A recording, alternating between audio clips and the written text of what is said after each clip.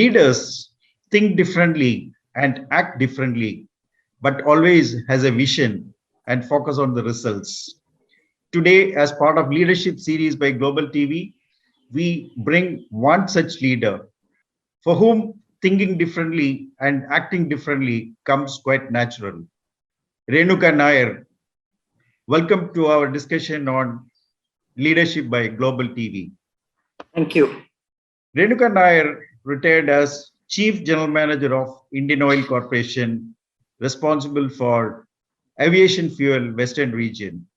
She is a career woman who has grown in the cadre in Indian Oil Corporation, held various positions in a career spanning about 30 plus years. She was earlier the general manager of Southern region in charge of aviation fuel. Renuka was the first lady refueling officer for Indian Oil Corporation way back in 1986. She was also the first lady officer to hold as in charge of an aviation fuel station in Indian Oil Corporation. She was part of the think tank group on remodeling retail and customer service standards for Indian Oil Corporation. Renuka has been awarded the Indian Women Pilots Association Excellence Award for Women in Aviation Fuel Management. She has been into training. She loves traveling. She loves photography and painting. Thank you, Renuka, for joining this discussion on leadership by Global TV. Thank you, Tom. I'm sure your words of wisdom will definitely be of enlightenment to our listeners. Leadership comes at different stages in life. Some leaders show leadership at a very early age. What has been your experience? Did you show leadership when you were in your school or college, or you picked it up as you grew in your career? Yes, I always had some of those traits, maybe early days, home and even school. I was curious. I'm told I was always curious in my second standard. I saw the report card. My mother tells me I was frightened that I would be scolded. The teacher had written that Renuka always wants to break new ground. I was scared. Now what have I broken? I don't remember. Okay. So that was part of it. I got into trouble a lot, but I led a lot of things. Right. My brother is older than me. He's a little quiet, studious. So I would, on his advice very often, I would initiate a lot of activity. Sometimes I got in trouble, but we had fun. I think, as people who think differently, as I told in the introduction, maybe do things also differently. And leaders generally are not part of the crowd. Maybe that is what you were in the early childhood. So, I mean, that's a lesson which we can take forward because you have occupied leadership positions later in life. Now, what do you think is the most important quality of a good leader? Fairly easy. I would say that, a leader leads a team. Leader needs, therefore, to understand the team. Okay. And I suppose the job aspects, just as understanding the team is important, it's important to understand what is it that you're going to do. Only that way you can guide a team. And when you're in senior management, you have to understand the organization also, the organization in which you're working. Okay. And the senior management, both ways, the team whom you lead and the team who leads you and knows what is the lifeline of that organization. Okay. After all, there are projections at all reviews. You have to understand things are not all the same. Over time, your goals can also change. Therefore, you tell the team that this is the way we work and these are the things which are changed. And they need to understand the organization. This is our role. Understanding your team, moving them towards an organization. So you're saying that first you should know what are the goals of your team and then understanding your team members so that we can guide them to achieve their goals. In a way, yes. Understanding the organization's goals and then telling your team, this is where we are going to take it forward. Probably help them along and get them to help you, see. Okay. So guide them and get guided by them. to take it forward. Yes. Very, very interesting. So usually we find, any leadership style evolves over a period of time. What has been your experience? Did your leadership style change? And especially you worked in a public sector for quite a long time. Did your leadership Yeah, style change over a period of time? definitely. Instinctively, I was a little noisier kind of person. So working in the public sector, I understood the value of keeping quiet some of the time, not Okay. always. Sometimes you act quietly after thinking, but the consequence of work situations where the task has been delivered, sometimes it has been delivered quickly, and you lose your concentration, you lose that little act you're putting up that you're a quiet thinking person. And sometimes Okay. after building support with your team, then you act. That's the point of it. But you have to sometimes act very quietly because you have to understand what the big guys are thinking too. It's only then you Okay. can tell your people, let's go. And sometimes you have to shout and get Okay. action going. Mostly I learned that important to work quietly. Okay. You are saying that as part of your leadership style, you were in the early part quite noisy and used to make noise, but then later on you realize acting silently or quietly also makes a difference. Yes, Okay. definitely. All right. Any incident in your life which you can think of which changed your leadership approach? There were a lot of leadership styles and theories which had to go clearly into the dustbin. Okay. But you see, when you work with the unions, as I did with my public sector organization, Right. see, the union leaders also have they have to flaunt that they are leaders. So in my Yeah. organization, ultimately, in the end, the union is very powerful. Okay. But I used to try to make them understand that your leadership, even my leadership to such certain extent, would last only as long as the job lasts. Okay. You That's might right. not get sacked, but you can easily get moved to another post where you have to build your union all over again. So if there's a strike, for instance, I was Yeah. actually posted at Trivandrum, my hometown. Okay. We had union teams sitting with the non-unionized officers as such and Right. discussing that when you have a refueling, we have to make sure there's no delay because the Okay. customer is actually king. Okay, Right. we have to monitor quality and deliver just in that manner. They were Right. told that during a strike situation also, the officers, the non-unionized cadre will have to serve those same customers. Right. And when they understood the goal, they made sure standing outside the gate that we did all the jobs exactly as they would have delivered.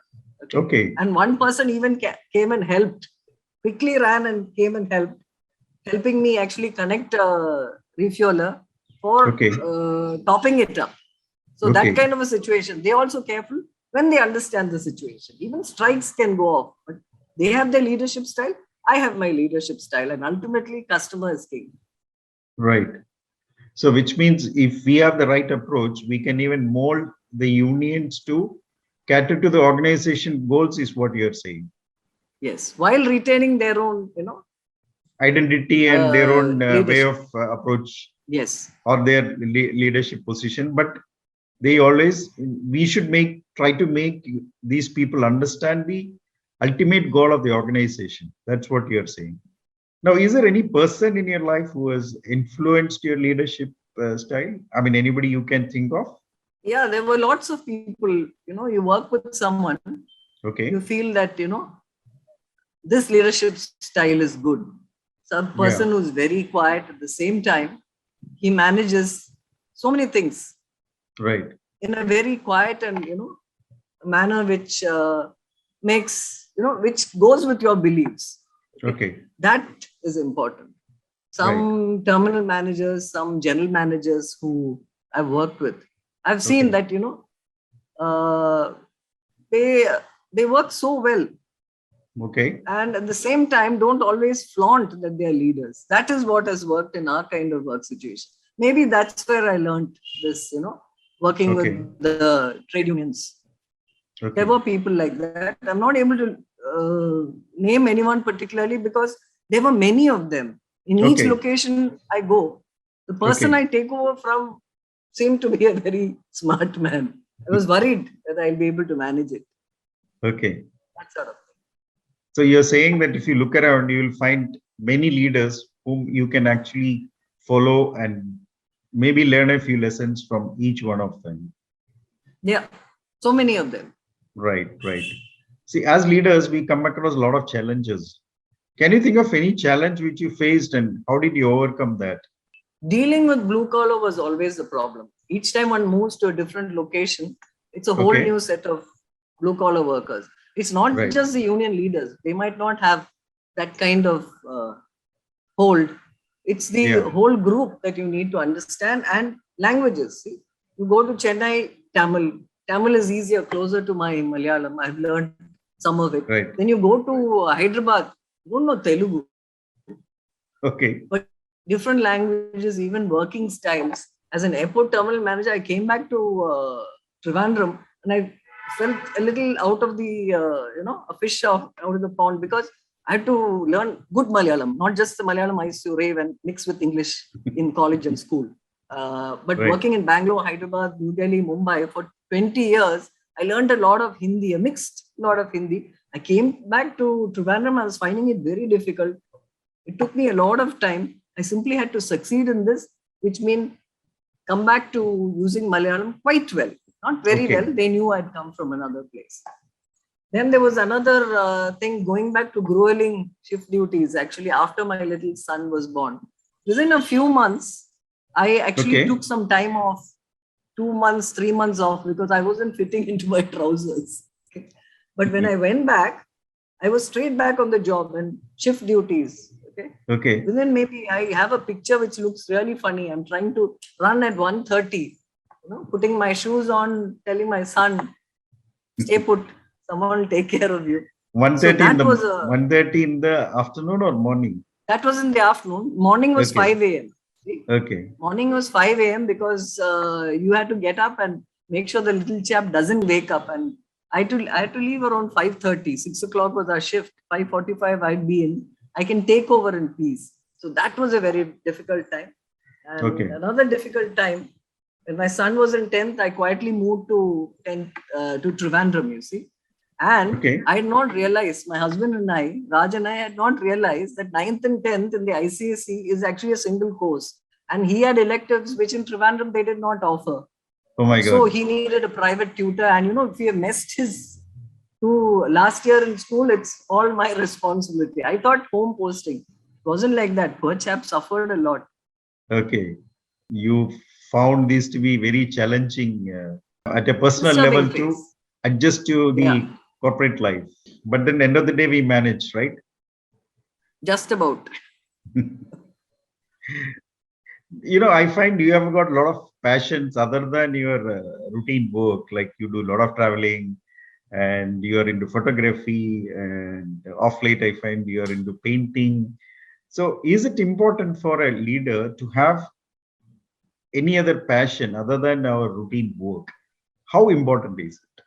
Logically, especially in the public sector kind of situation, or in the sector, in any government job, you Yeah. retire. Okay. Right. So straight away, if you retire and have nothing to do, I think you'll just go to the dogs. Okay. Incidentally, dogs, fur buddies are also a great passion. So it's important that you have other passions. Okay. I've tried trekking. Yes, photography is a great passion. Okay. And I've learned that I can actually draw and sketch. So Yeah. it's important, definitely. You need to have certain passions other than what you've done at work. Okay. I think it will give you a boost in your routine work also, because you take your some time off and then go back to work. Maybe it helps us to really re-energize. So I found a lot of leaders do this, and they kind of take short breaks to attend to their passion, come back, and they are a different they act differently when they come back.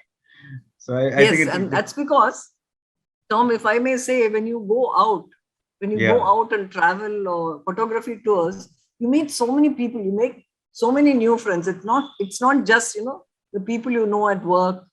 Right. Your circle gets limited if you're traveling and trekking and photographing, it's not just the photography, it's not just the trekking, it's the people you travel with. You build a kind of Okay. resilience.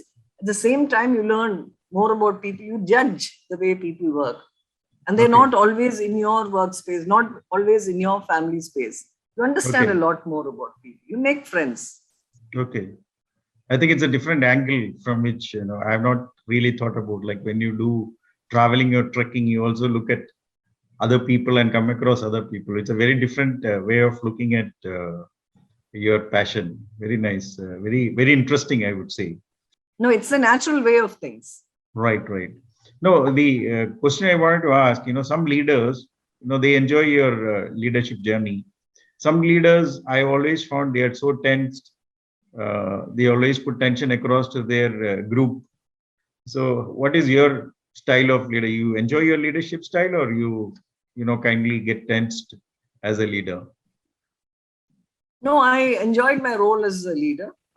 I was Okay. a leader through my college school days. Okay. I might always not be right in front, Yeah. I was always sure that, I needed to be permitted the freedom to go out on my own. It was Okay. restricted those days. If you see, the traditional role was that you don't always go out. In a city like Trivandrum, people Yeah. who went out, they were always noted. And I'd have my mother saying, "You went out today to the coffee house." Yes, Amma, there were lovely cutlets there. And we did nothing else. We did that, went to the railway station, did our booking for the college, excursion, did Yeah. a recce around town to organize Okay. buses for some of the tours.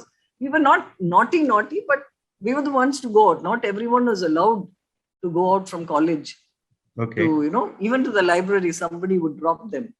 And I was usually a backbencher. But when the Okay. activities came, while I topped classes very often, I was always a Yeah. backbencher. I wanted to sit there and make sure that, my leadership style flowed. And the class leader would take my guidance for a lot of things.